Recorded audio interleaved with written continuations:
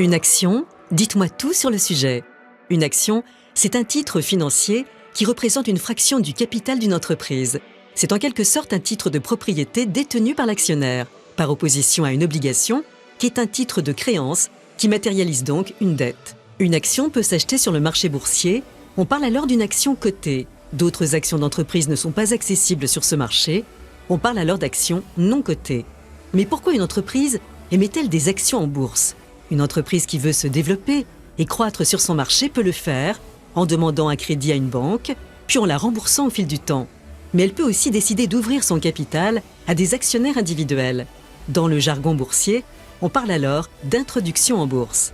Vous, par exemple, en achetant les actions émises par cette entreprise X, vous entrez dans son capital et en devenez propriétaire à la hauteur du montant de votre investissement. Mais au fait, comment se fixe le prix d'une action ? Une action cotée en bourse s'échange selon un prix qui peut évoluer à la hausse comme à la baisse. Le prix dépend du niveau de l'offre et de la demande sur cette action.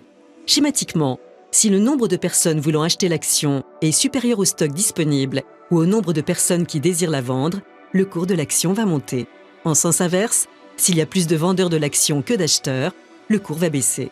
Dans la pratique, c'est un peu plus compliqué que cela. En effet, pour être viable, autrement dit rentable, une entreprise doit réaliser des bénéfices.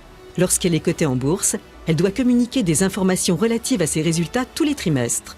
Si ces résultats sont supérieurs aux prévisions du marché et aux attentes des analystes, l'action va progresser. En sens contraire, il y a fort à parier que des résultats décevants fassent chuter le cours de l'action. D'autres facteurs peuvent impacter le cours de bourse. Son positionnement sur un marché et son fameux pricing power, c'est-à-dire sa capacité à augmenter ses prix sans que cela n'affecte la demande pour ses produits.